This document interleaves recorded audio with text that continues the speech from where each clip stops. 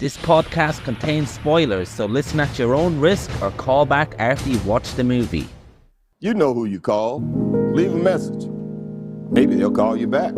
Then again, maybe they won't. We're having ourselves quite a little game of phone tag here. Ring, ring, ring. I usually get this guy's answering machine. I'll call you right back. If you're there, please pick up the phone. I really want to talk to you. I check my fucking messages every day when I come home from work. My answering machine, zero. I got a blinking light. All I have to do is pick up this phone right here, inform the cinema, and your plan's kaput. No, I ain't got no phone. I had to pull, because people calling all the time, and who needs the aggravation, right? Interruptions. Hey, man. It's just Monday evening now. Well, nights. Just about 11 p.m. And I just finished watching a film called Possum. Kind of debating whether or not to recommend it to you in a way, because I think you often don't like really bad vibes, creepy, kind of unnerving movies. But I also think this is like a unique enough film that it's probably worth you checking out. Might be the type of movie that you get like 20 minutes into and just feel like it's not your cup of tea. But I can't quite remember how I came across this film. So a few weeks ago, I watched the Australian film, The Stranger, which I really, really liked. I've thought about it a lot since, and, I think it's a fantastic movie. And I think you're a fan of that movie as well. And it stars Joel Edgerton and Sean Harris. Edgerton I've seen in many, many things, substantial roles, writer, director, kind of, he's very much someone who I have well appreciated for a long time. Sean Harris, on the other hand, is someone who piqued my interest in, I believe it was Prometheus, the Alien movie, in a very, very small, pretty much inconsequential role.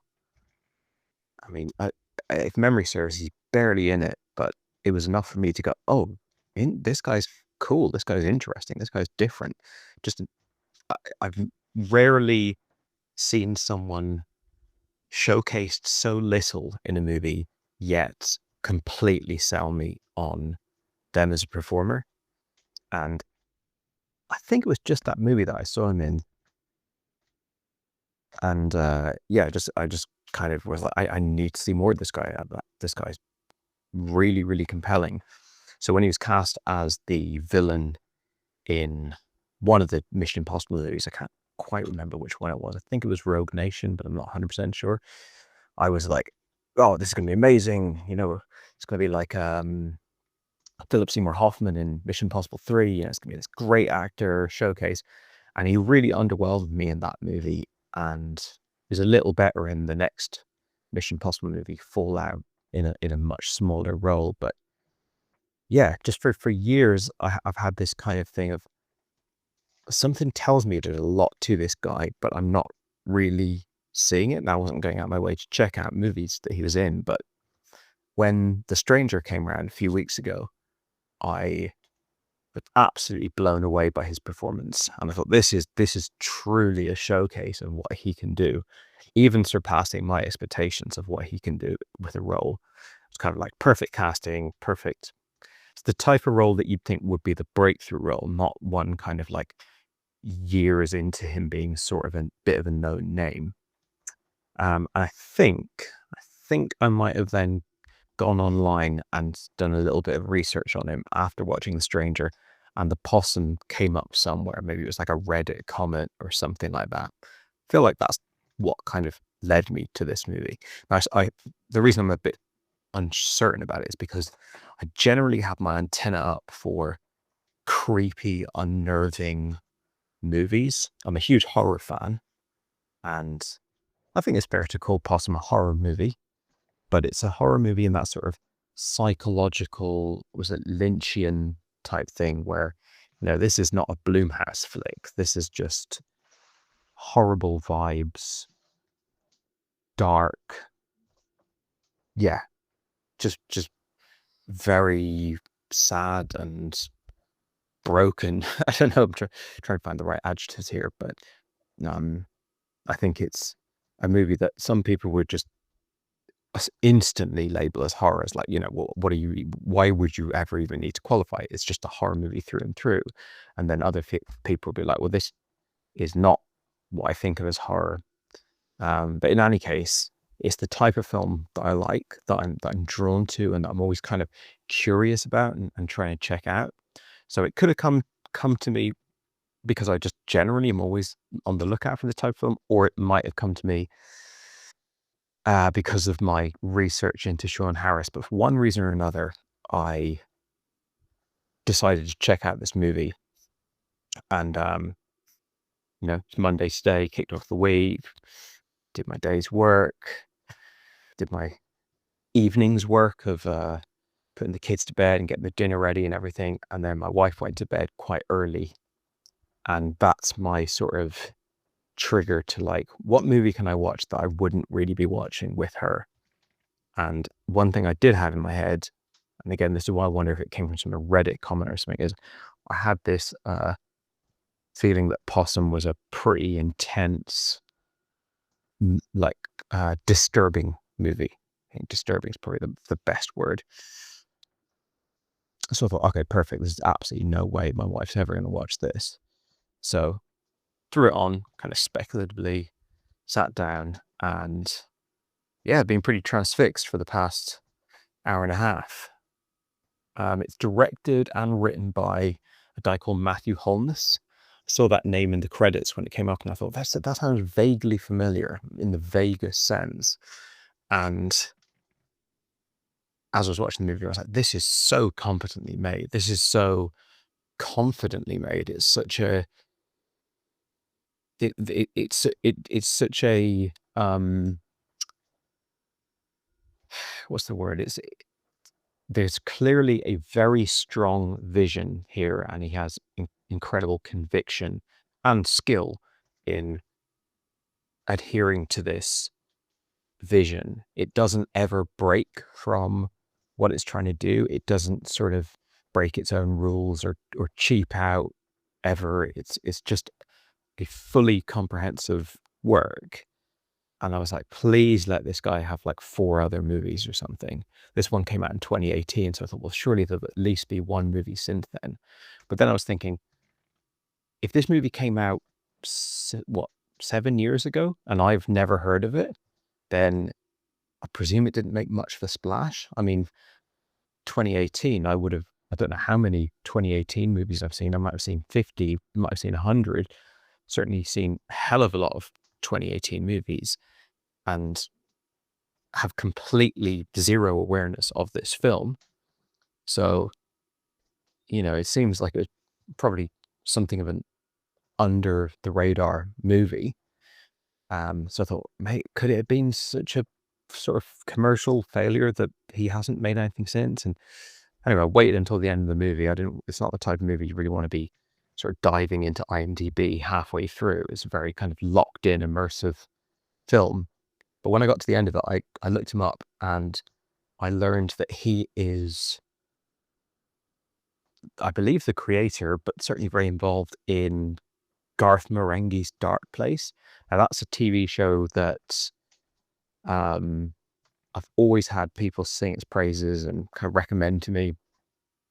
I've never checked it out. I believe it's Matt Berry and what's the other guy? The guy that made Submarine, and he's in the IT crowd. Forget his name. Richard Ayoade, I think. That sort of crew of people, they make a lot of stuff together. They made Toast of London and several other things. They feel like they're a little bit sort of Mighty Boosh adjacent, and people have always recommended me that stuff over the years. And whenever I've seen glimpses of it, little bits here and there, I've always thought, I really don't like this, and I really think this is not for me. Now that could be it could be like it clicks. It could be that I haven't watched enough of it, and if I just get through the barrier, I've become obsessed with it. I'm not sure.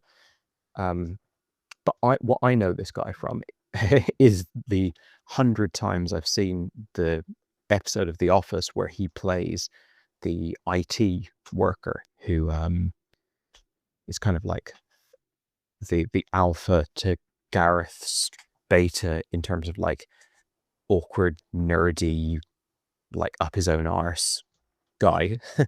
And he's fantastic in that. And I'm very, very disappointed to find that this is his one feature film. And maybe I will end up having to go and check out some Marenghi's Dark Place, but it's funny to see that like, because this is a film that's pretty much as devoid of comedy as you could get. Yet, while I was watching it, the thing that I kept on coming back to as it being most similar to is the stuff I've seen by the people that made The League of Gentlemen.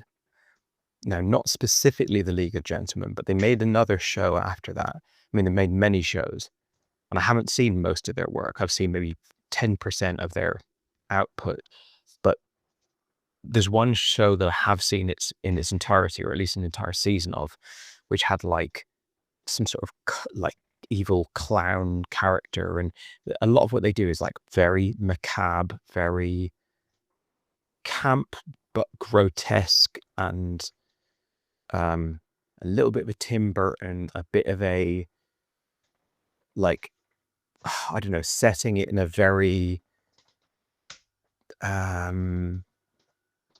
sad and like ruined place.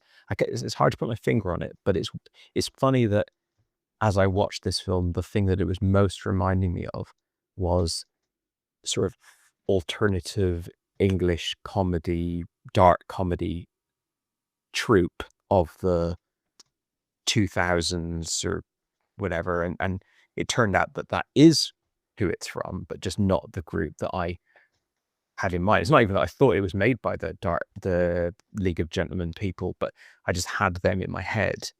But as I said, it's not at all comedic. It is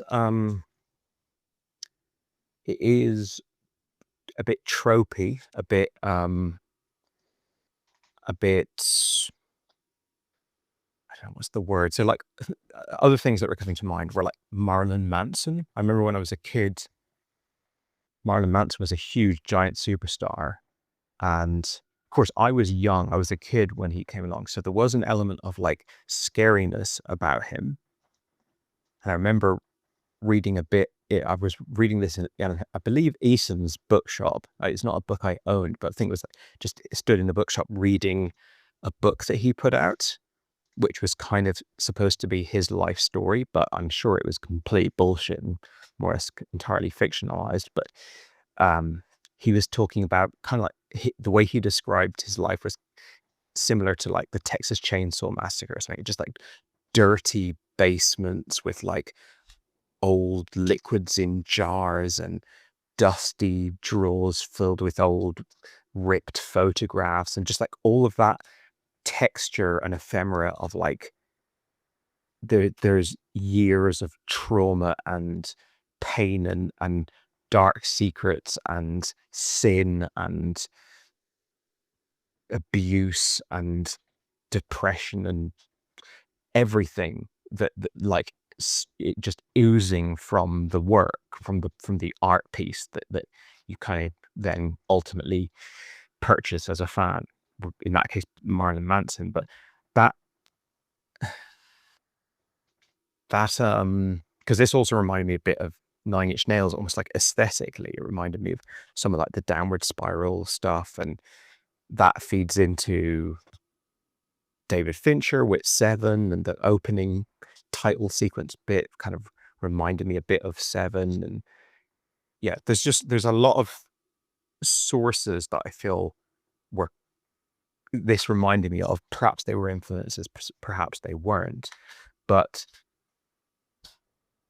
that's why it's a little camp to me, and that's why I'm thinking of these things as I'm watching. I'm thinking of Tim Burton because I'm thinking of the artifice as I'm watching this. I'm like, they could make a much more grounded version of this film where it really looks like impoverished working class Britain kind of council estates, and like loads of the film does look like that. But then a lot of the film is pushed so far into like decayed, derelict, dirty, stained, gross, like grotesquerie, that you then keep on going, okay, this isn't real. This is like extreme set designs, like an aesthetics that's being pushed really far beyond anything kind of realistic. So yeah, it's interesting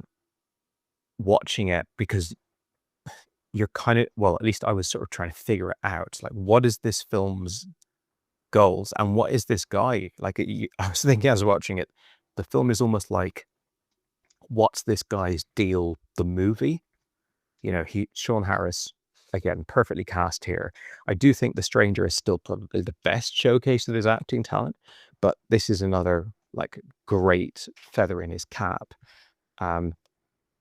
Whenever you see sort of true crime documentaries or newspaper articles about like some sort of like pedophile killer or some, like creepy guy that did some heinous stuff, whenever they show photos of him or they describe him or something, this is the sort of character that you're picturing. This guy who's like, he's dressed sort of normal, like he's dressed like he just works in a bank or an office, just like the scariness of that guy that can kind of, it's almost like an alien has inhabited a human's body and is able to sort of blend in with society, because he can sort of do the veneer of normal, just don't even look at him twice type of person. But then under the surface, but like, you look at him for a few, more than a passing glance, and you're like, what the fuck is up with this guy? He's shifty, he's weird. And I mean, from my perspective, see, like in the real world, there's always this thing of like, people like that are so demonized. People who are a bit weird, a bit different, awkward, unconfident, like fucked up, like they're not able to interact. They have no social skills. They might have a really troubled life. They might be really isolated and lonely and stuff like that. And so like, I have immense empathy and sympathy for these people.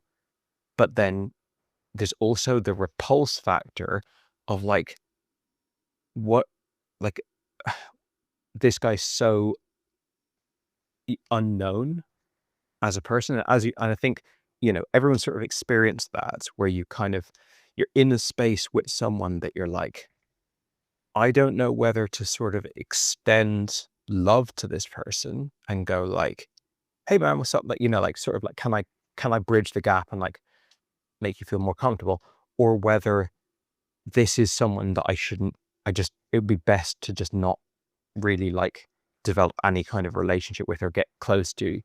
And it's as challenging as it is to do that in the real world, in real life, doing it within the kind of safety of just sat at home on the television watching a fictional film on TV with a actor that well, I presume Sean Harris is just like a normal guy. He's certainly a fantastic actor. So hopefully he's not as troubled as this character in Possum. But yeah, still having that experience of watching him go around is like, is this guy a monster? Is he a child killer? Is he like, what's he done? Who is he? What's the story here? It's an interesting thing to essentially be what the film is. I mean, the more or less watching this film is trying to figure out this character, and to some extent the sort of like direct specifics of the plot. I would say it does that very well. I don't think it does it perfectly. I have slight complaints about it. Another thing, and I'll keep on listing like things that it was reminding me of. So I think when a film is sort of inscrutable, you're sort of trying to bring it back to something relatable. If you don't know what type of film you're watching, or you don't know what's going on, or you're a bit kind of all at sea, your natural, or at least my natural inclination is to like, well, I'll get comfort by sort of bringing it back to the familiar. Oh, this is a serial killer movie. Oh, this is a psychological portrait of a troubled person. I'm trying to kind of give me something more structured to work with as an audience member. And that's not to say I was rejecting the film as it in its kind of uncertain state, but I just have that natural inclination, I think. And also, regardless, even if I'm watching a film that's completely easy to follow and predictable and stuff, I'll still probably be thinking of things that it reminds me of. But the things that this reminded me of were maybe a little more diverse and interesting than your average film. So yeah, another thing that it very much reminded me of was the kind of mystery box television series, the likes of Lost. Well, Lost is the absolute apex of the whole genre for me, but things like Severance and what was that called? What one with Matt Dillon called? I forget, but you know what I'm talking about here. So this film does a trick that those TV shows do, where they'll show you something. It seems kind of noteworthy. They'll kind of pass on from it. They'll show you it again. They're really piquing your interest. They'll show you it again. You're like, I want to know what that is. Come on, give me more information. And they'll kind of keep on going. And they're trying to get you like super like eager to get more context or information or closure or whatever about certain things. And that, much like a jump scare or any of these kind of tools, these suspense tools, can be done really cheaply and badly, where there isn't, I mean, maybe the creators don't even know what the answer to that thing is. Maybe it's just complete arbitrary. Let's just show a closed door because a closed door is inherently interesting. And then let's keep on showing it. And then, you know, you try and get in, it's locked. And then you find a key, but then just about to open it, someone says, don't open it. And, you know, it gets a bit tired, and actually there is no there. There's not a satisfying thing that's going to expand the universe or the concepts or the themes. It is literally just like withholding nothingness because of the pure that's just an easy way to engender engagement. That's the worst case scenario. And the best case scenario is that that the thing that they're withholding is brilliant, genius narrative, and every way in which they tease it out is in and of itself interesting, and not just a pure like a blocked door. I would say this film is probably on the not overly satisfying side of that spectrum, in terms of the way that it uses that trick. So this very, very beginning of the film, before the credits even kick off, we get this scene of him out in the woods, put the bag on the floor. We very briefly see something that looks like a limb or something come out of the bag. And we return to that shot many times, of like him with the bag down in the kind of in the center of this tree / bush weird. I mean, obviously it's supposed to look like the spider thing, spider puppet. And it's just many, many times before we get the reveal of what's in the bag. Likewise, the glass cabinet in the kitchen with looks like a jar of sweets, but behind it, we get many, many times of like, do you want one? He's maybe going to open it. He looks at it for a longer amount of time. They keep coming back to that before we actually kind of get anything out of that. But I don't feel we really get anything out of it ever. Or maybe we do. I mean, it's quite open to interpretations. I would say that a lot of this film is open to interpretation, or I amn't smart enough to like be completely confident about what I'm seeing here. If this film is supposed to be completely intelligible and have no ambiguity left in it by the time you finish watching it, then I can say for myself, I absolutely didn't get there. And also was barely even trying to get to like complete clarity on everything, because I think if you're going to watch, the vast majority of this film being an experience of ambiguity, if you don't like that, then like if you're like, I'm only going to derive enjoyment from this through closure, then this is a pretty futile experience watching this film, because even if some people will watch this film and get complete closure, they'll probably have hated the lion's share of the film, where you're just sort of like, I don't really know what's going on here. For me, I get to the end of the film and I sort of have ideas about what I've seen narratively, but I'm much more looking back at this film, and I think we'll always look back on this film as an experience of like mood and themes and interesting, very stimulating content.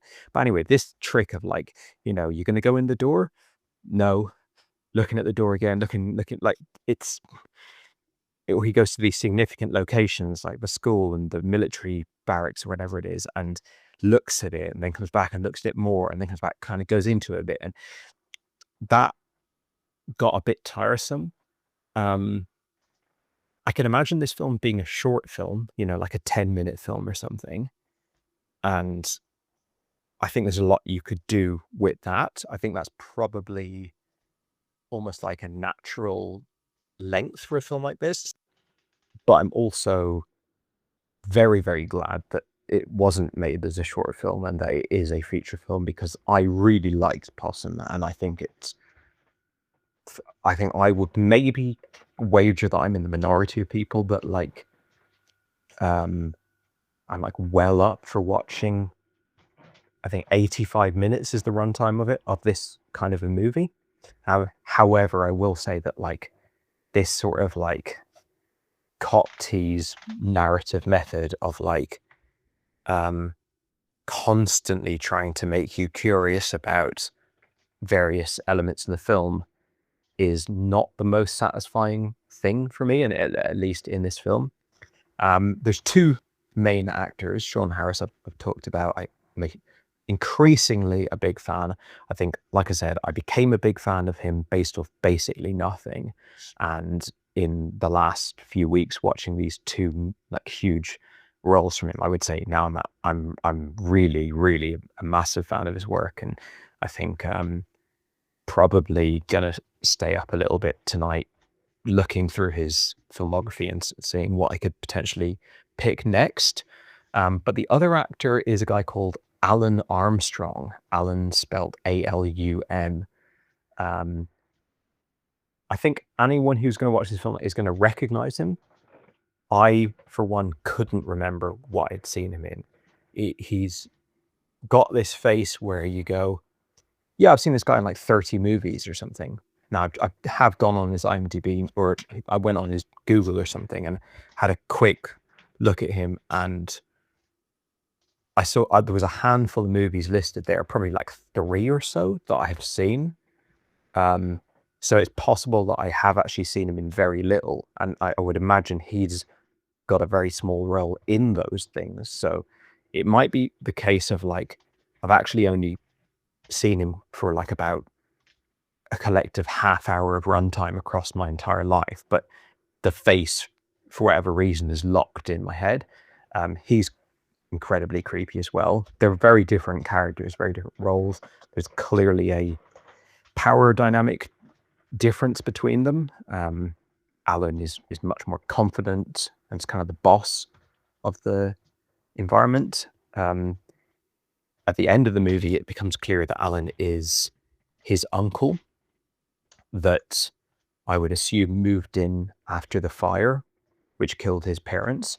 And this is my interpretation of it. I think anything I would say about the plot in this movie is I would be happy for that to be dispelled by someone, or like a Wikipedia plot synopsis or something, which I may or may not look at. But My interpretation is that Alan is the uncle that came in after the fact. Now, it's possible that he came in before the fact. It's possible that he caused the fire.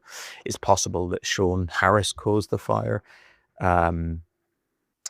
I did think for most of the movie that it was his stepfather. That, I mean, at the beginning of the movie, I haven't a clue who he is. The age gap isn't enormous between those two actors, or at least it doesn't appear to be.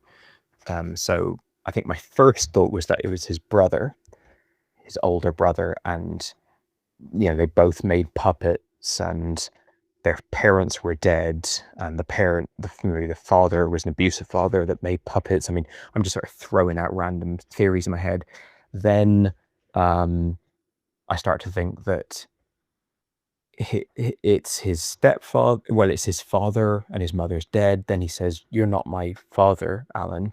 Or he doesn't call him Alan, which would be particularly strange. Maurice Moore, something he calls him. He says, "You're not my father," so I'm presuming it's his stepfather. And at the end of the movie, it's clear that it's his uncle. Early on in the movie, I'm interpreting this puppet, this spider puppet thing, as very literal, very like real, and I think it is real. I think it's a real physical object, but its presence in the movie is much more representative of his trauma, I would say. I as the film went on, I started to settle into this feeling of, this is about a guy who's carrying with him something incredibly dark. I don't know if it's that he is a pedophile, or he's a killer, or he is a victim of something, or he's traumatized, but the puppet, the spider puppet, is a thing he wants to get rid of.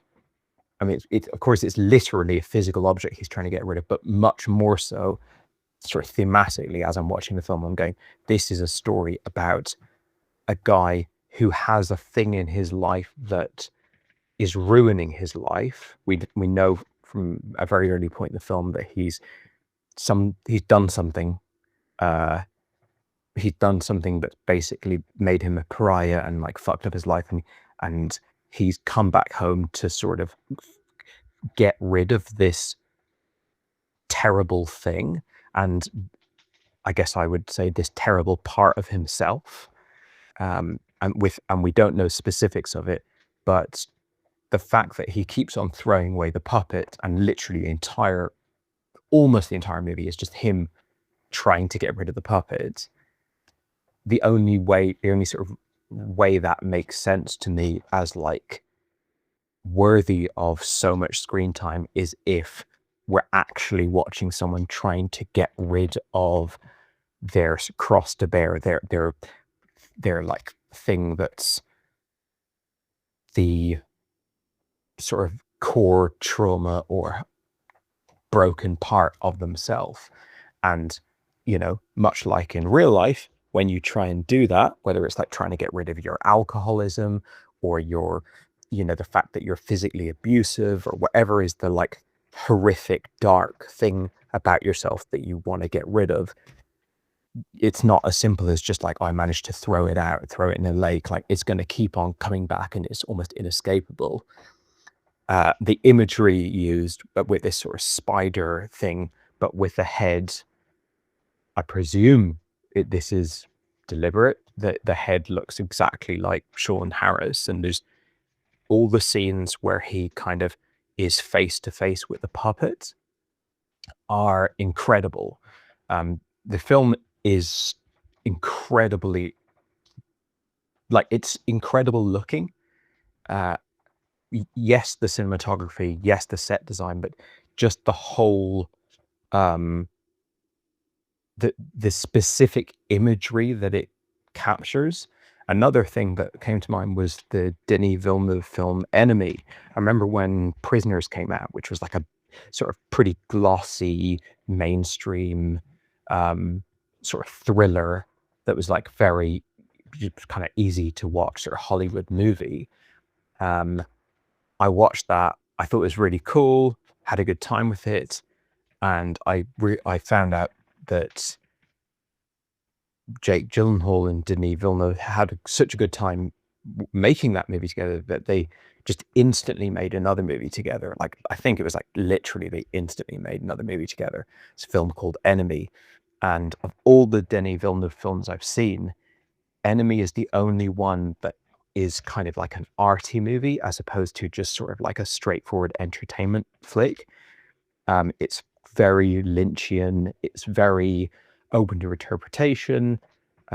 When you get to the end of the movie, you're like, I do not know what I can't explain the end of that film. I mean, maybe if I go on Reddit now, someone's kind of tied it up with a neat bow, but I never looked into it. I know that I've seen that film and found it ultimately inscrutable, even though some of the, like maybe the first half of the movie is quite straightforward, kind of Hitchcockian thriller, but it heavily features spider imagery, not as much as Possum.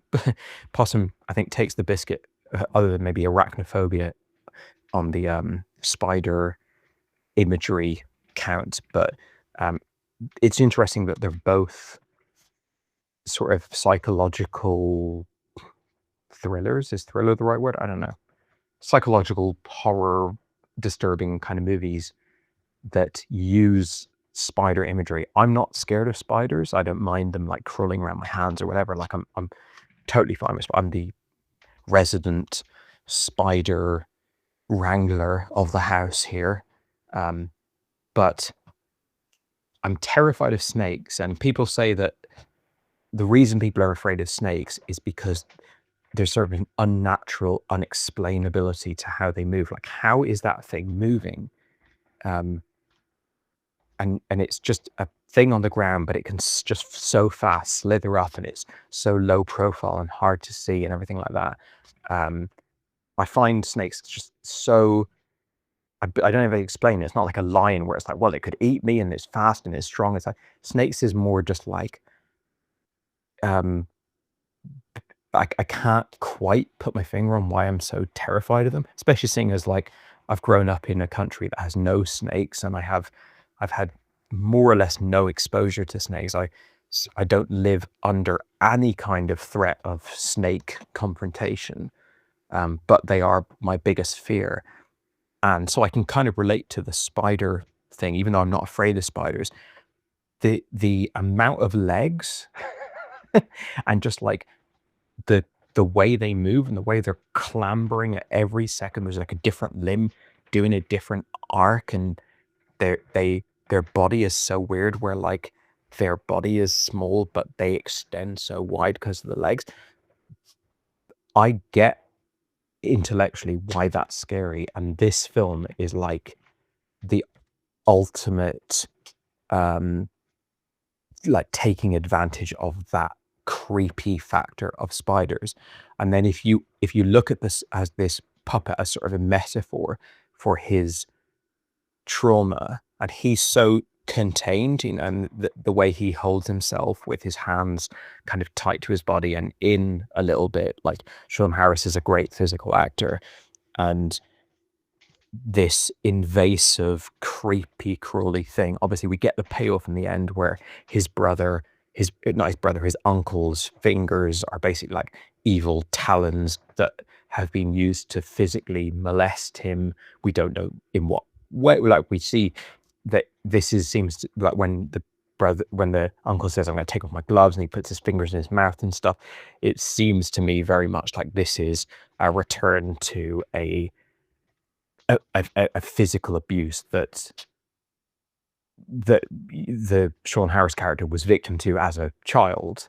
I think that's almost certainly the case, and that definitely explains why Sean Harris would make this puppet that's got essentially long talon finger feeler invasive things in it as a sort of way to kind of deal with and control his trauma. But even if you don't have that specific narrative relationship between the puppet and his uncle, just as a general metaphor for uncontrollable and far-reaching trauma, and it well, whatever, like it works. The imagery works incredibly well. The other subplot is more fuzzy to me. Well, by the other subplot, I'm referring to the child murdering. So we see this kid on the train early in the movie, with Sean Harris kind of briefly talking to him. What are you drawing? And I don't know if we've already seen the journal at that point, but if we haven't, we see it very soon after. We may have already seen Sean Harris's sort of storybook thing that presumably he's made. And because the kid is drawing, and I went out of my way to sort of actually try and catch a glimpse of what the kid was drawing, and it looks like a sketchy black and white picture, potentially even of a spider. It looked like spider legs to me, and I only clocked that because I felt like it was the kind of movie where I was like, as soon as I could see the kid drawing, I was like trying to look at that drawing. I could be wrong, and I'm certainly not putting too much like stock into this, but I spent a lot of the movie wondering, like, is the kid real? Is the kid Sean Harris? Like, is it what's real? Is the puppet real? Is his uncle real? Is he alone in the house? Like, I think these questions, like, you could either watch this film and go like, all those questions are ultimately resolved and there's one singular way of interpreting it, or you could watch this film and go like, well, everything in the film is up for grabs as being real or not real. It seems to be the case that the uncle captured and killed a child when Sean Harris was younger, and has done it again now with this other kid. But we see this kid on the train with Sean Harris, watches him, then talks to him, then follows him. Like, okay, maybe then Sean Harris just loses track of him and the uncle captures and kills him, but maybe the uncle doesn't exist, and Sean Harris is doing what he saw his uncle do back in the day. And as I said, I don't actually. There's an annoying part of me that I don't really like, that is kind of calling me to Reddit and Wikipedia and YouTube and like, it's going, come on, dig into it, get all the answers, read other people's interpretations, and dispel the mystery of the film. And maybe I'll give in to that voice, and maybe I'll kind of sully the film a bit with like closure. But I probably prefer the version of relating to this movie that is like being fuzzy on those details, because that makes the film a much more of a psychological experience. If I like right now, I would say my kind of relationship with this film right now is basically purely psychological, purely viewing it as a psychological portrait as opposed to a crime thriller or something like that. I think the more I tie up in a neat bow by like reading interviews with the director and this, that, and the other, the more I kind of dispel the ambiguity and the metaphor and the stuff, and I take it down to like, ultimately these are the actual events that literally happened over this course of the film and over the course of this guy's life, then it kind of loses some of its magic. Like, for example, we see recurring shots of these black balloons throughout the film that are like, is that ever a real thing that was part of his childhood or whatever? It's just great imagery. Again, I'm coming back to the likes of Marilyn Manson, all those like old creepy industrial old horror, everything. Like, I like that I have got to watch a film tonight that's, again, not a shiny Blumhouse mainstream popcorn movie, but is like a creepy, stimulating, interesting, weird experience. I don't want to watch that every night.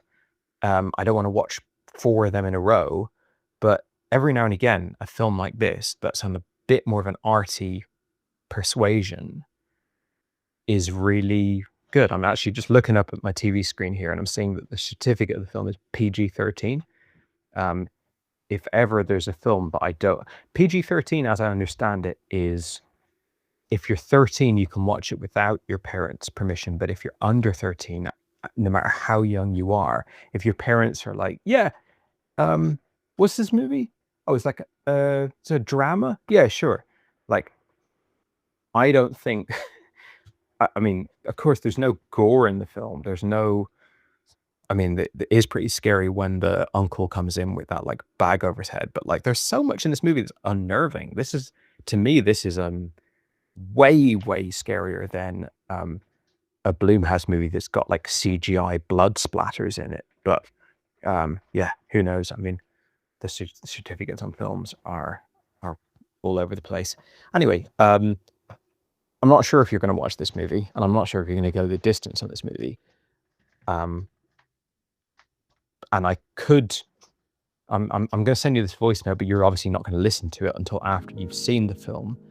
I could tell you to watch it in a private message now and say, well, watch this, but it's a bit of a creepy one or something. But that is probably doing the film a disservice. I mean, I went into this with quite little context. I did know it was supposed to be a disturbing film, so I had that. But I think it's probably an interesting one to just turn on and see what you get.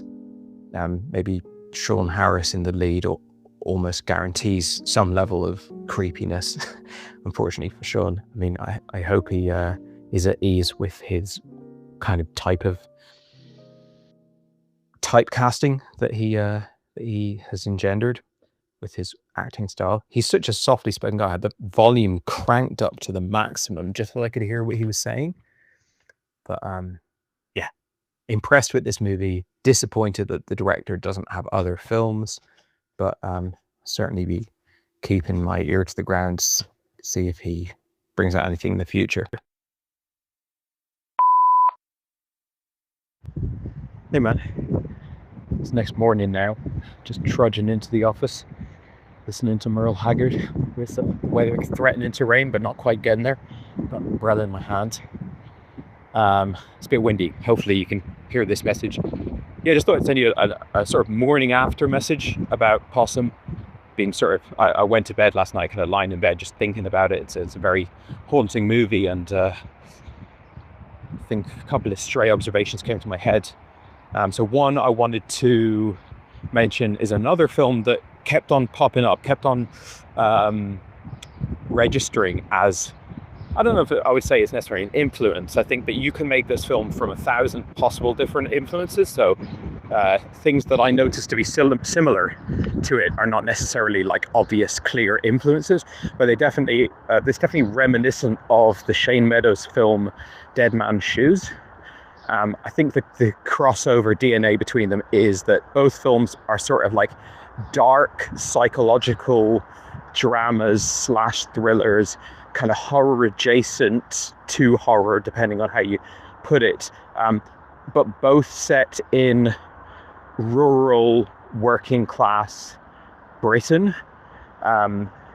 For want of a better term, I don't think that fully bottles it up, but it's kind of like housing estates and like, you know, town life of sort of underprivileged, sort of more industrial architecture, etc., but also fields and trees and barns and shacks and bogs and stuff like that. And I mean, this is what we grew up with. We grew up, you know, nowhere near a giant metropolis, nowhere near a city of 1 million people or whatever, but still kind of doing this constant back and forth between towns and small cities and villages and countryside and bogs and fields. And we're so familiar with the aesthetic of this film. Obviously, we didn't grow up in England, and it is somewhat different. Both films are very British in their kind of vibe, but we are used to a lot of what you see in this film. And you don't see many films that have that are set in that world, or have that that setting, I suppose. And I don't know how many people think about the fact that you don't see many films like that, but if you literally come from that, like we do, I think whenever you see it, it registers. You know, oh right, okay, cool. All the better. You're making a genre film in this setting, not just a drama or whatever. You and I would have spent our childhood stumbling upon sort of derelict houses, but not in a charming, cozy cottage fairy tale way. Like, often they were in use 7 years previously, so they've got, like, you know, plastic and, you know, just general more modern trash everywhere and stuff like that.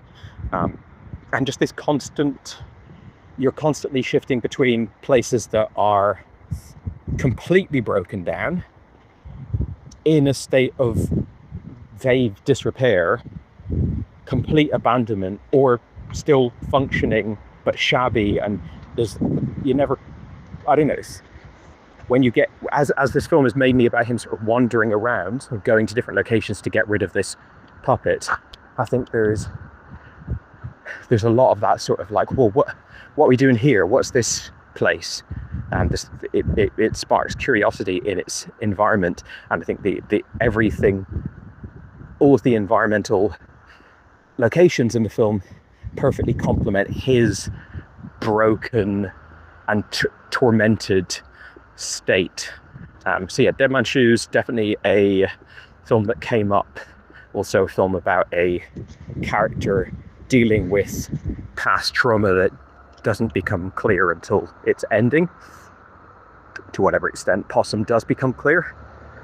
And then also the thing that just keeps coming back in my head, I think, is just that image of him holding up the most pronounced version of this is when he's holding up the mask sort of over his head and staring into its eyes, and that's where you get both him and the puppet in profile, and you can really see the similarity between the puppet's face and Sean Harris's. But other than that scene, we do get many instances, not as direct kind of in a single two shot, but many instances of him sort of looking and locking eyes with puppets. And I don't know, they really nailed this puppet. They really nailed it as something that's like expressive yet vacant.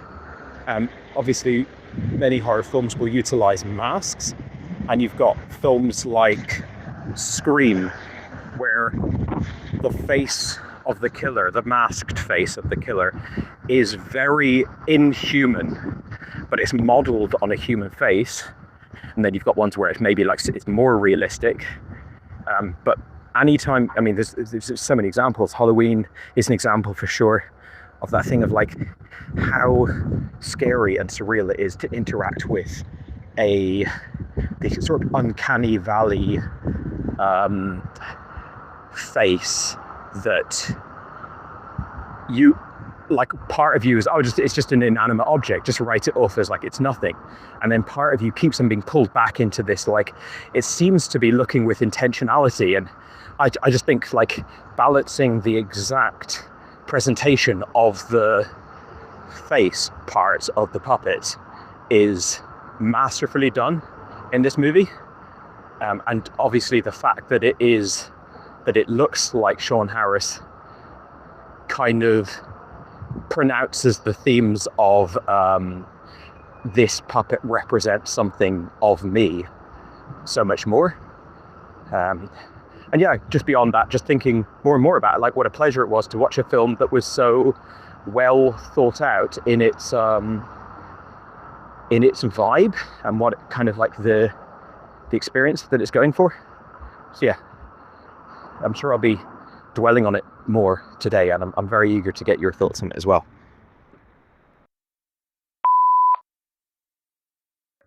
Hey man, just out in the park now. It's fairly windy, so hopefully that won't mess up my voice note. Just saw Possum there early on. absolutely got very little from it, if I'm honest. When you're watching a movie and your main thought is don't look at your clock, because if you don't look at your clock, by the time you do look at your clock, there might be very little left. Psychological horror, if you want to call it that. I'm certainly not a genre keeper, but it's probably my least favorite genre. So when I finish this movie and I see, oh, Michael sent me a 46-minute voice note. Oh wait, Michael's now sent me a 54-minute voice note about this movie. That's about the length of the movie. Well, I guess he likes it, and it's going to be very useful / interesting to see why he'd be so enthusiastic about the movie and what am I missing. And I suppose, listening to you, everything that you referenced, I'll reference to an extent, but whereas you've had a positive reaction to it, I had not to say a negative reaction, but I just don't find this stuff mentally stimulating at all. My main problem with psychological horror, and again, for me this is never a horror, but that's a conversation that doesn't really need to be had, because lots of people do consider it. But once I start watching a movie like this, like The Babadook, like Enemy, which you referenced, movies like that, I can normally tell really early if this is going to be quote unquote real or quote unquote artistic expression of trauma on screen. And don't think I've ever been wrong about that. Maybe I have, I don't know, but I'm normally right from the get-go, and that is very problematic from my viewing experience. I've not been able to crack these movies. I've very seldom been able to enjoy these movies, and the first thing which you mentioned, it's actually fascinating really how where two people are looking at the same information, for the most part they have seen the same information, but it's just completely different lens. And one of the things you mentioned there is this movie does things like the TV show Lost, or these type of mystery shows where they show you something and you want all the answers to that, and you want to go back to that, you want it explained, it piques your interest, and you're constantly thinking. Well, I normally lock into the fact that these are psychological movies very early, like ridiculously early. I don't know if it's just how it's filmed, it's just how these things happen, and how these movies express themselves in a very similar way, that I early on just think, okay, we aren't really watching anything that's real here, okay? And regardless if it does turn out to be real or it is real, which again, I don't think it's ever been the case in the psychological horrors I've watched, the film at least wants to express itself through the mental of someone's mind, instead of through physical stuff in the classical sense that this is real, aka Blumhouse. So that immediately pushes a fork in my experience where, well, I'm not really interested in what's in the box or what's in the bag. What's in the bag? I'm not really interested in what's in the bag.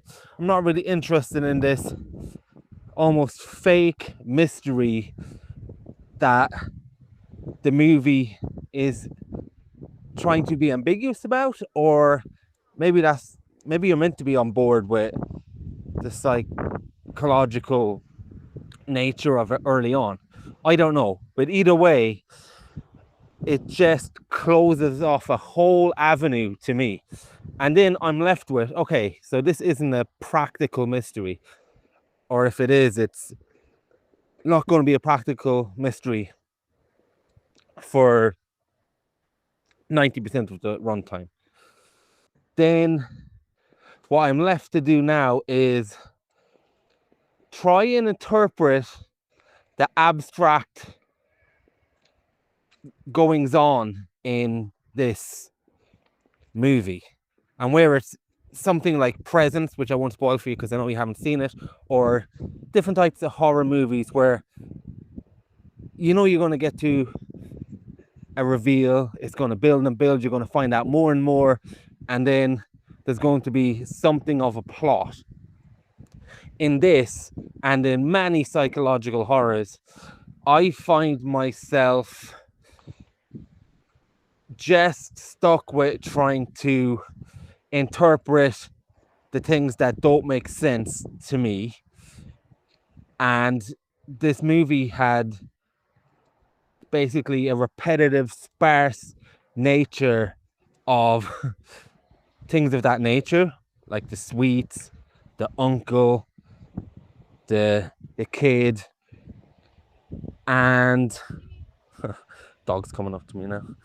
And another problem I have very early on with these movies as well is I'll either solve the mystery, the psychological mystery, to a satisfactory degree in my own head very early on. I feel like I get to the rhythm and jigsaw of what's going on, or I never solve it at all.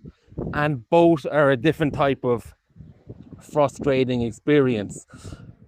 In this, I felt early on that he was abused, and I think when the film goes out of its way in a very sparsely dialogue driven movie to say that this character, you're not my father, is what the Sean Harris character says.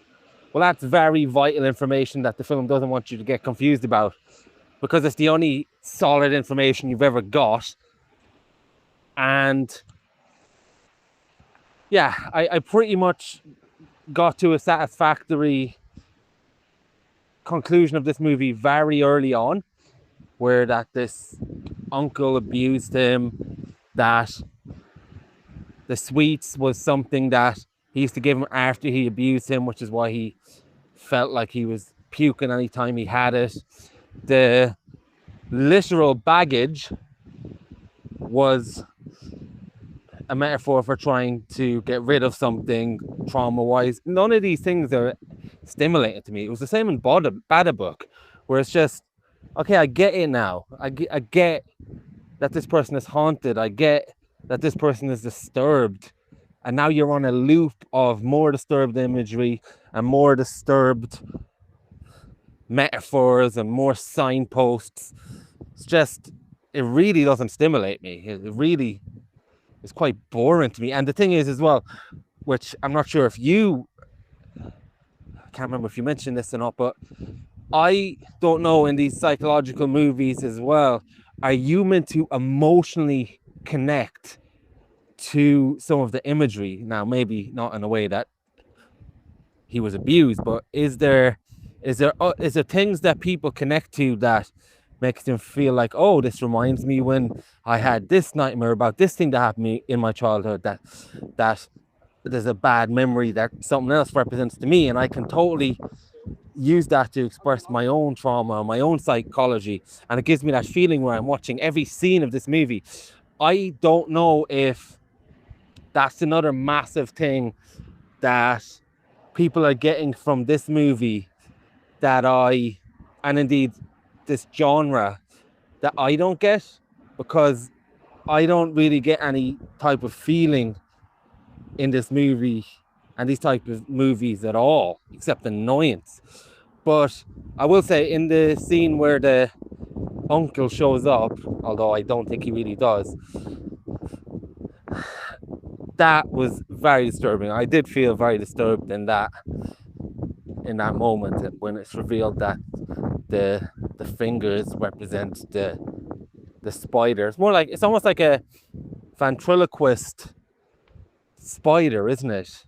And in a way that the puppet spider is not able to express itself in a traditional way that a ventriloquist would, where the person's controlling them and they can use their hands to express their own thoughts. It's almost like that the spider and the way this puppet is represented, it's that the voice, the expression, being able to articulate the feelings was taken from him by that uncle, and the representation of the spider tentacles on the face and the head that looks like Sean Harris, I agree with you, is almost like the uncle is the ventriloquist in that situation, even though the uncle isn't around anymore. So that event that happened in his past has totally controlled him, as it would. So I did find that the finale of the movie very disturbing in what it depicted. And yeah, I think just from a conversational point of view, I think the set design and the props and the vibe of this movie, the cinematography, the muddy marshlands and whatnot are all very good. The woods and the little props as well, like the book. I know that's very like the central device of Bada Book as well, but I do like when you can interpret little things from this person's character from various objects around the house as well. And I think the other actor who plays opposite him is very good as well. I like the way that he does this whole lip tremble, where he uses it almost in both a negative way, where he's almost trying to control his emotions to absolutely smash Sean Harris's face in, but he also does this kind of tremble in a way that shows emotion in itself. Now, like you, I don't think you can come down on any true conclusion of this movie, and I don't think this movie is interested in trying to get to a conclusion, but I think ultimately it's either that classic thing of an abuser acting out an abuse and the cycle continues, which personally I don't think it's that. Personally, I think the kid does go missing, and those scenes were shot very different to the rest of the movie. They're the most almost real, quote unquote, and I think probably the kid going missing has amplified the trauma of Sean Harris, and that's what really flips him over the edge, because it's so reminiscent of things that happened to him or things that he can speculate on. But I don't think that really matters with the film. And you mentioned Dead Man's Shoes as well. See, I think, and I know you meant this more in setting, but Dead Man's Shoes is a fantastic example of where you're very much presuming that everything you see is tangible and happening. You don't doubt that this guy is going around getting revenge, but then it happens that how the psychological trauma in that movie is depicted almost reframes what you're seeing. And same with something like 6 Feet, not 6 Feet Under, The Sixth Sense. Whereas in movies like this, I just find them such a frustrating experience. And for the record, I don't have a hard time with dark material or bad vibes type movies, as you put it. I just find it very hard to rewatch them. It's not something I'm going to put on again like Back to the Future. It's something that I'll just watch and experience and have a great time with as much as you can with something messed up, but it's not going to put it on a Friday night when I need a laugh. And you mentioned being a fan of Sean Harris as well, and I definitely think, thank God for him in this movie, because he's brilliant. I'm also a big fan of him. I think I've first seen him in The Borgias, but it's been so long I can't really remember how he was in that. But then when he shows up in Prometheus, it's very much in a type of runty role, like stupid guy that's going to get killed just by not listening or doing something stupid. But there's something very very enigmatic and almost, do you know what he does in this movie and the movie like Stranger that you mentioned as well? He does a thing that I have not really seen done very much. He does, I think, what's the right word for danger and vulnerability? He does an almost perfect balance of those, where there's so much danger and vulnerability coming through his persona and coming through with his energy at all times that you probably wanted to get to this guy when he was a kid and put an arm around him and tell him it's going to be all right. But at the state he's in now, you have somebody with the emotions of a kid, but the dangerousness of somebody who's had a bad childhood, and that's the vibe he encapsulates so well. He does it in this, he does it in Stranger, and I actually really liked him in both the Mission Impossible movies. I think it's telling as well that he's the only bad guy that's came back in 2 movies. I think there was something really low-key menacing about him in that performance, and his soft-spoken voice playing off the Tom Cruise intenseness worked brilliant, I think. And if you ever do want to do your Sean Harris completionist, he has if you want to see him play someone that's not someone filled with demons, he has a nice little bit part in Spencer, that Kirsten Stewart movie where she plays Diana. He shows up in that movie and you're thinking, oh, what's he gonna do? What's he gonna do here? And it's just a completely different type of performance that works very well. So even though he plays these dark kind of characters, he does have a range as well. And I think in another era, and maybe if he wasn't English, he probably would be able to do the type of things that Spacey did. Spacey was always able to play these type of complicated characters that have such an underbelly of darkness, and they were soft-spoken as well, but I do want him to get more roles. But anyway, yeah, Possum. It's a movie I didn't enjoy watching. I'll forget about it. It led me to the exact same path and exact same rhythm of basically any other psychological horror movie I've seen. I did enjoy your thoughts, and I'm glad that you had a great time. And I do think, even though this is the type of movie that stops me in my everyday watching of film, I think because it's only 90 minutes, and even though it didn't drag on for 2 hours, I do appreciate directors like this who at least have a singular vision. They know exactly what they want to do. I think they're honest with their intentions. I think it's not pretentious. I just think it's something that they had in their head that will fail to connect with a lot of people.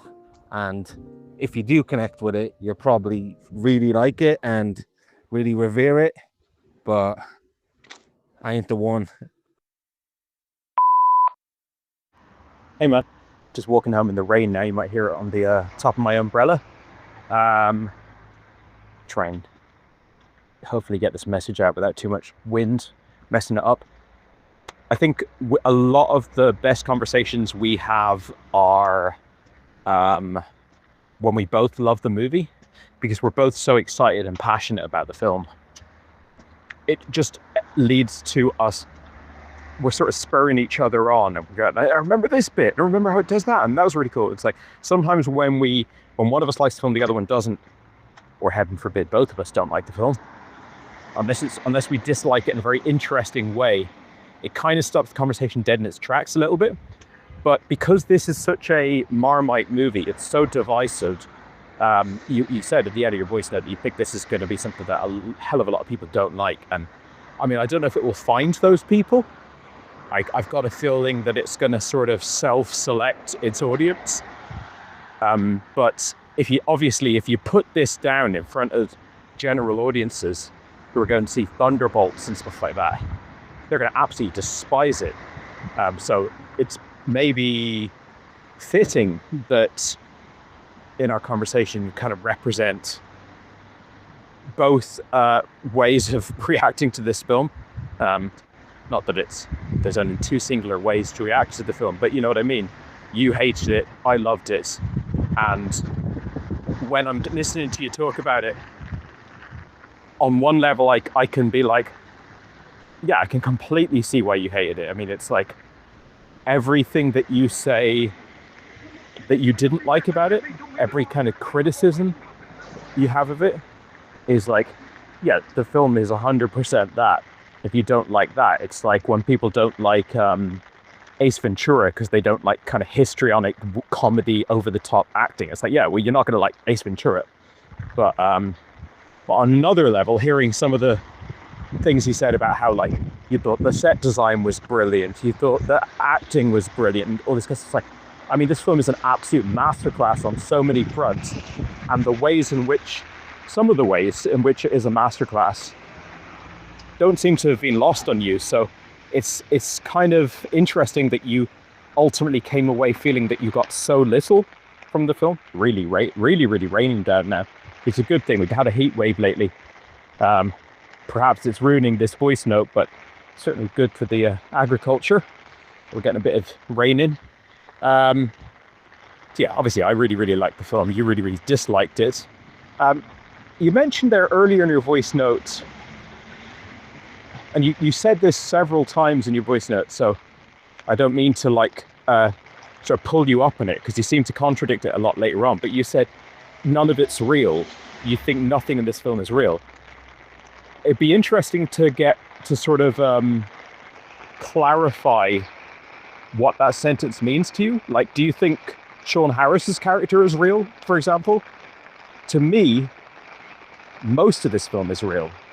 Like, I think he really goes back to his hometown. I don't think this is like a fantasy of him like imagining the geographical source of his trauma and what it would be like to go back and confront it. Now, I'm not going to say that's not a valid reading of it, but that's not the way I interpret it. When we see him at the beginning of the movie, sat on a train, watching those kids going back to his hometown, at the time I was watching that, I thought that was real.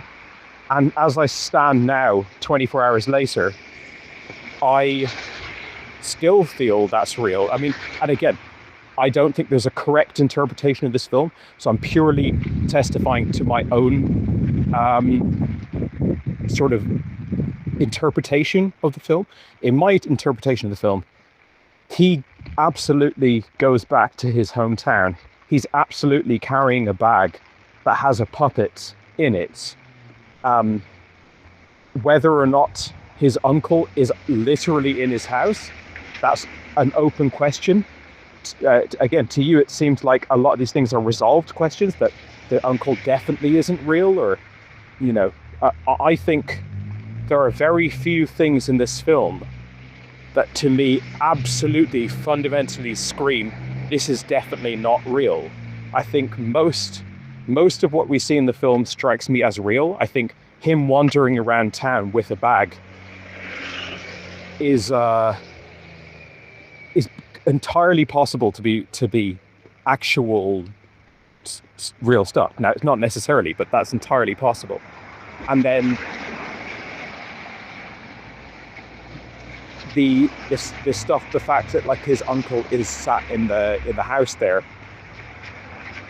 like my personal interpretation would be the uncle character probably isn't literally there in that era, that it's that he's going back to the site of his trauma, and therein lies this abusive uncle as a sort of memory or whatever. But I don't think it's a fully resolved question. And was a boy kidnapped in this movie? I think there's a very good chance that it was. Was it kidnapped by Sean Harris? I think that there's a very good chance that the boy was kidnapped by Sean Harris as opposed to the uncle. I think it's very possible that he witnessed his uncle kidnapping a boy when he was a kid, and now he's come on to do this thing. I think it's possible that the puppet doesn't exist. I think it's possible that the puppet does exist. But the film is certainly a lot more compelling and interesting if you are unresolved on what's real, what isn't real. And at the beginning of your voice note, you were saying how nothing in the film is real. And then towards the end of the voice note, you were saying, I think this is real, I think that is real. So I'm not sure where you lie. Now, you compared it to The Babadook several times in your message there. That's a film I don't particularly like. I think The Babadook, forgetting about whether or not you clock onto this, because you said that you always clock onto things, that regardless of whether or not you clock onto it, the film presents The Babadook as real for, the first 2/3 or whatever. And then at the end, it goes, no, the Babadook is representative of something. That, to me, is a lot more trite than this film, which is never focused on anything being real or literal, really. And by the end of the movie, doesn't go, gotcha, it's actually this. It's all much more arty than that throughout. Apologies if this voice note is just really insufferable with background noise. I'm on a busy street now with lots of cars. But yeah, that's one massive difference in our experience, is the sort of looking at this film as a sort of binary between is it real, is it not real. For me, that's cool. It's interesting. It's definitely stimulating thinking about what's real and what's not real. But it's ultimately sort of beside the point, because the film is a film about themes. It's a very arty film. It's the experience of watching the film is engaging with themes of trauma and disturbance and many, many different things in a very artistic, visual manner. Now, I'm certainly not surprised that could not be your cup of tea, or like, I don't mean you, but it could not be one's cup of tea. But I think that is what the film is about, as opposed to some other films which are like, it's also, like you referenced Sixth Sense. Of course, that's a very, very different approach. It's like a sort of twist type thing. This is not that. And you asked the question of like, I feel like the way you posed it, of all of this imagery, do people get an emotional response to that? You don't get an emotional response to that. Absolutely, that's the whole movie. The whole movie is seeing imagery and find it incredibly disturbing, scary, intense, troubling, interesting, gripping, beautiful. Like the film really has little to offer, other than the technical filmmaking stuff, which I think we both agree is brilliant, the acting and the cinematography and then the set design, blah blah blah. But in terms of like the bigger picture of like why you would actually like this film, it is about, at least for me, finding the visuals very arresting, finding the sort of scenarios and the curiosity of what's going on very, very stimulating. And you found it so unstimulating that you you're almost compelled to ask the question of like, does anyone find this stimulating? Or at least that's my interpretation of your question of like, do people get an emotional response to this? So it just shows like obviously how subjective art is, how subjective film is. It's a good example of that. I will say you've watched it in the afternoon, which we have a kind of long-standing difference of opinion in terms of the validity of that. I know that you say that watching these kind of movies, it doesn't matter the time of day, or that it can almost be better for you watching it in the daytime. I think this film is like, personally, I'll just say for myself personally, like there's no way I would find this film that as impactful and arresting as I did if I watched it in the afternoon. In the daytime, it has to be a kind of nighttime viewing experience.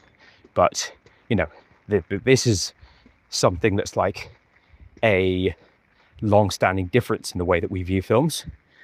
I love your point about the way that Harris captures danger and vulnerability, and certainly The Stranger is a better example of that, but this is also a great example of this, because in this one he's your point of view character. He's obviously very vulnerable, and he's at a breaking point from like minute one in the movie, and you feel for him, but he's also so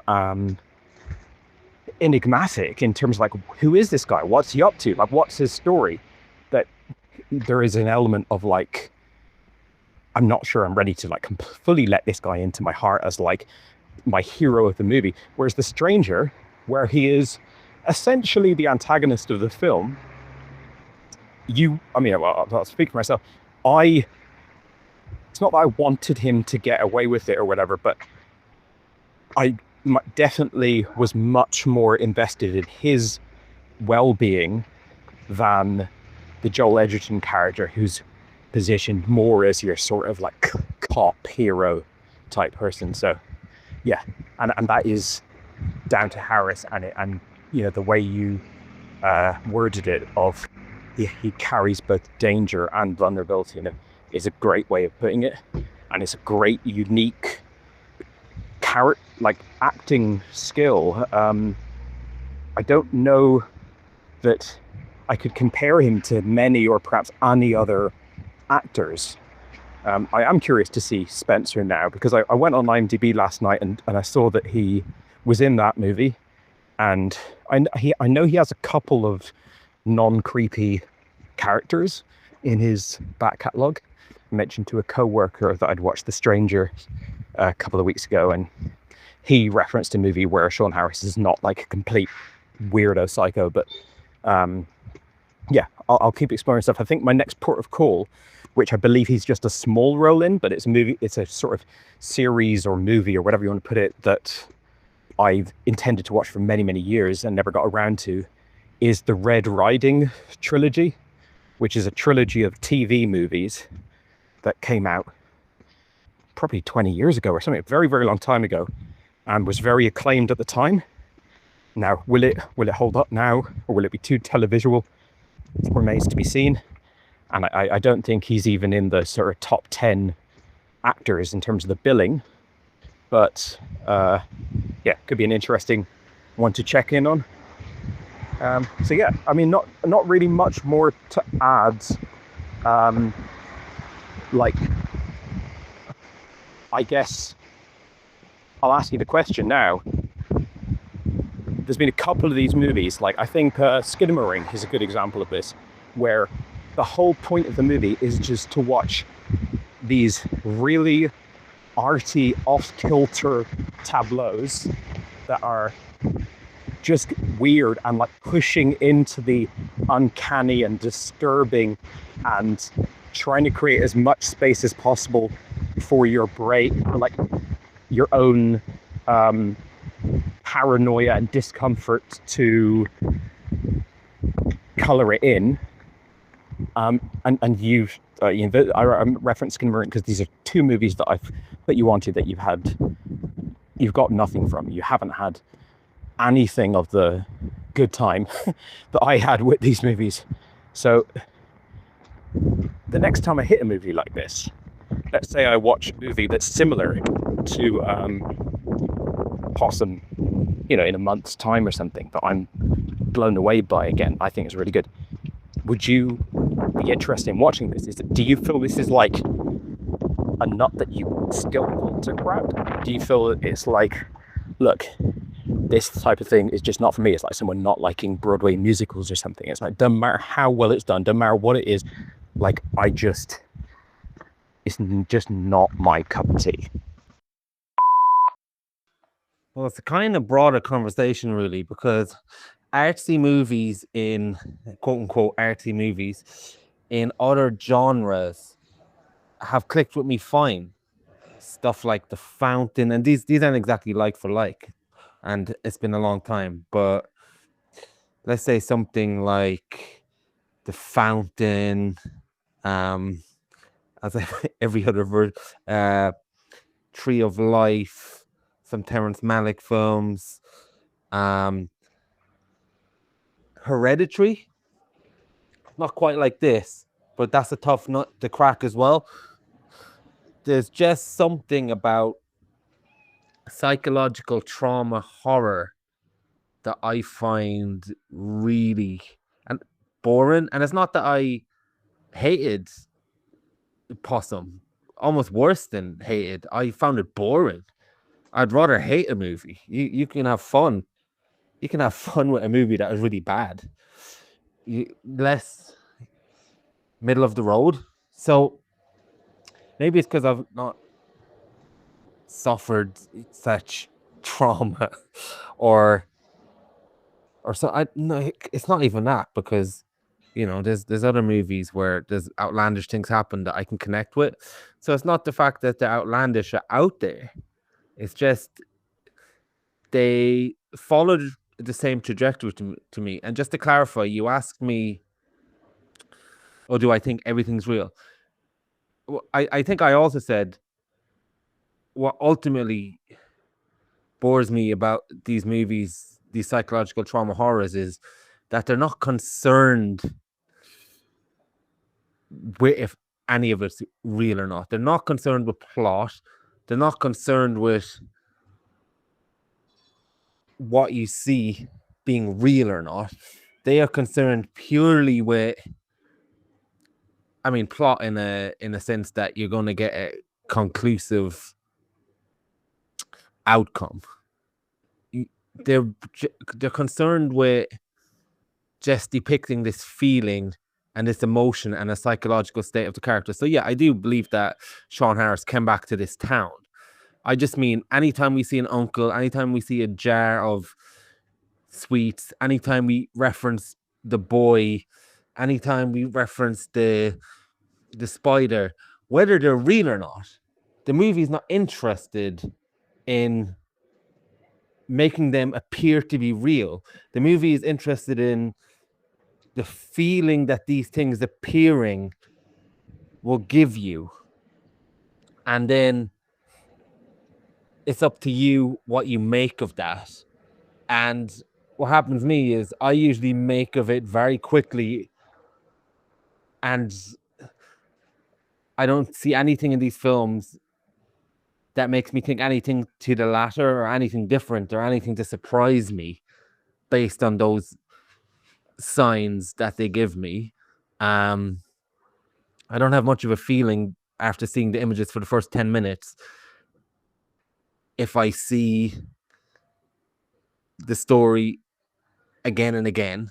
It just seems to be the same thing repeating themselves. So it might have an effect on me for the first 10 minutes. Then after that, it almost has a lesser impact because, yeah, I've already seen that. What else she got? And when it comes to movies, I need to be intellectually stimulated or entertained. If a movie has neither of that, then the aesthetics and the acting doesn't do enough for me to stimulate me. And yeah, even something like The Babadook, even though that one's trying to pull the wool over your eyes more, it's so peripheral in I don't know if it's because I've seen a lot of films or what, but it's so obvious based on certain choices that a movie like Possum and a movie like The Bad makes, that you're not going to get a shock of it turning out to be real. And actually, maybe that's the movie I couldn't think of. I think Hereditary was the only example of that where I was wondering for a long time, was it just a psychological horror? And then it turned out to be something actually real. And I think that's what I really liked about that movie. That's the one where it pulled the wool out of my eyes, where I was thinking, okay, well, maybe this is about this. And I was like, oh shit, no. This whole thing is actually happened, which is great. And yeah, it's not that I'm saying that this is all a dream or something, but in a way, once Sean Harris gets to the plot, once he gets to his house and once he comes back into the town, the only actual thread of plot that you can say actually happened, as much as you can say anything happened in this film, then these movies are almost like it was all a dream version of like, instead it's more like, oh, it was all a nightmare. A lot of this stuff was a nightmare. It's like anything you think happened, oh, they woke up from. And it's more like anything you see, well, that could be a nightmare you're actually seeing. You could be watching someone sleeping. And I think it's the same trope to me, to an extent. Just whereas it was all a dream was a cheap cop-out at the end of something. Whereas it was all a nightmare. And now you're not sure, but it's all a nightmare. And it all could be a nightmare. And it's just 90 minutes of that. And I find that really a frustrating experience. You asked the question. Funny enough, I was actually going to. Sorry, I'm just getting distracted by a beautiful bird. Is that bird pink? What kind of bird is that? Jesus. Is that even a real bird? What the hell? Sorry. I was actually even going to watch. That can't be real. Yeah, I was even going to watch the Skinamarink again. I was about to come back to you, and then I see this movie, and then I'm thinking, yeah, I think I'm going to wait a little longer to get back to Skinamarink. But to ask you a question, when you give me these again, will you just not send the voice note or just leave it be? I'm not sure, because I'm not sure we're quite aligned fully in what I don't like about this type of thing, because in other genres it's not a problem for me. It's everything else that happens in other genres doesn't frustrate me as much as in the horror movie sphere. And I find it quite one note in the horror movie sphere. So I can't even fully answer your question. Maybe just, if you feel strongly, send the voice note. If not, a wasted conversation. But yeah, psychological horror is on 3 strikes with me at the minute. But like with anything, all it takes is one movie. And like you often say, it's nice to be able to see if you can crack these things. Yeah, I mean, like, let's take just sort of throwing things in the opposite direction. Let's say there's something that's really in your wheelhouse. It's a Western, and it's not a subversive Western. It's not like something where it's like putting a new spin on it or whatever. It's just like a good, solid, brilliant Western, but like slow, long Western through and through. That's a bit of a stretch for me. Now, of course, if we're talking like masterpiece level cinema, but let's say it's not a masterpiece. Let's say it's not the type of film that's going to sell. It's not going to convert people. You might watch that and love it and throw it my way, and it's 2 hours and 40 minutes, and it's just like, to the non-Western fanatic, it's like, yeah, I can see, it was well made, technically well made, but I'm not just like loving every minute of it. I feel like at that point I'm watching it, I'm starting to watch it, and I'm giving myself the license to just like turn this off after half an hour if I'm like, I just don't want to go the distance with it. So I think if I do send you more Possum like movies, then I'll be sending them just like any movie that I throw your way, really, but specifically this kind of film, I'm sending them your way with the understanding that you are under absolutely no obligation to watch the entire movie. Like you said, this one's under 90 minutes, so it's doable if it's not your cup of tea. I think definitely the big difference for me, like you mentioned there, that like if there's no intellectual stimulation and there's no entertainment factor, that the visual kind of aesthetic experience of it is not really going to get you through. I'm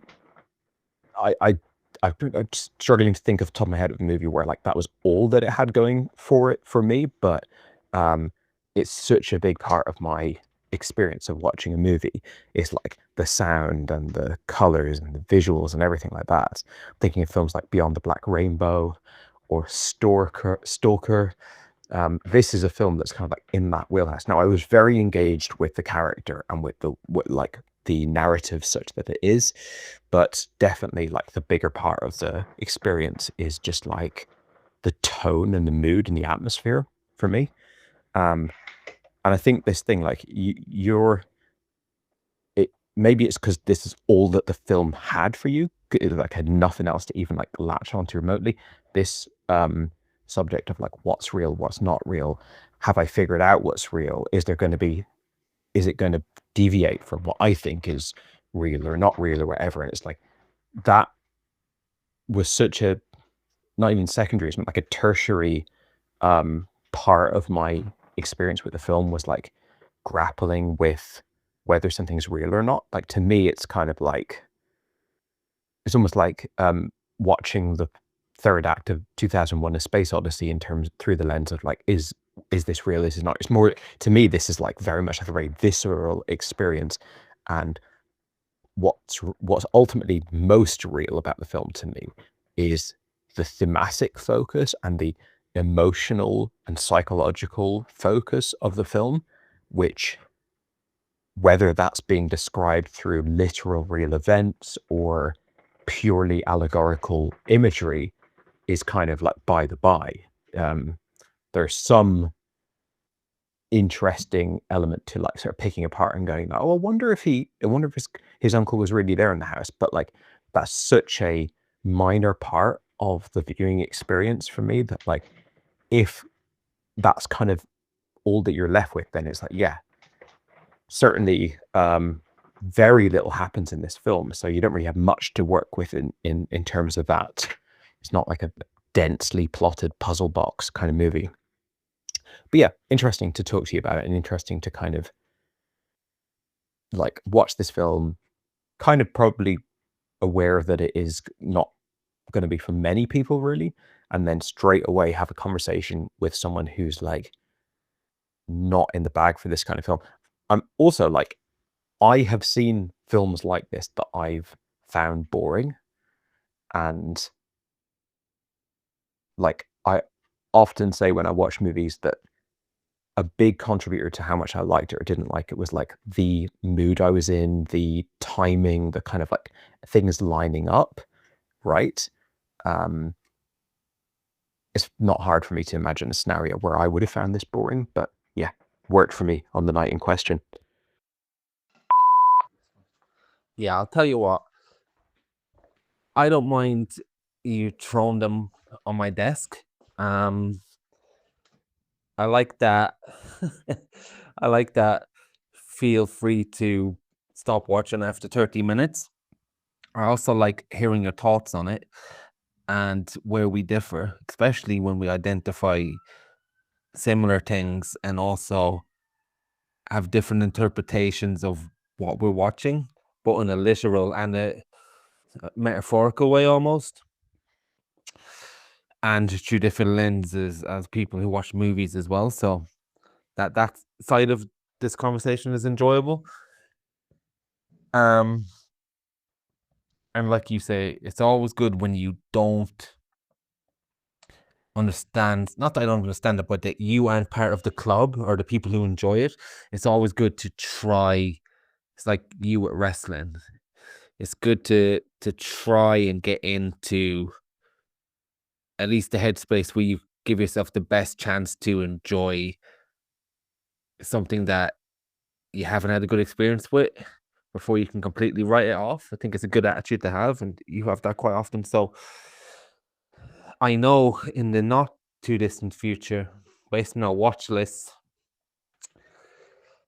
both of us are interested in seeing Inya's Men. Now, I don't know for a fact that's a psychological horror. I could be way off, but it seems like something that'll be challenging. And my feeling is it might be a little bit like this. I have absolutely nothing to go on except a still photo, so take that with a pinch of salt. So we might get an opportunity at some stage in the future if you do decide to watch that at some point. So I think, yeah, feel free to send them my way. I'll give them a chance. I'll try and watch the next one at nighttime. Now, I've done that before. It's made no difference. There's no difference to me in pulling the blind down now during the daytime. You mentioned that it's quieter at nighttime. It's more noisy where I'm from at nighttime than daytime. So that's not true. I live in a noisy ass place next to the station, so that's never going to be an issue. But let me just indulge you next time and watch it late at night, pitch dark, in order to see if that will add to the experience this time. So we'll see what happens. I'm not out yet. I'm not out of the race of these type of movies yet. Your mailbox is full. Please delete new or stored messages which you no longer need so that new messages may be received.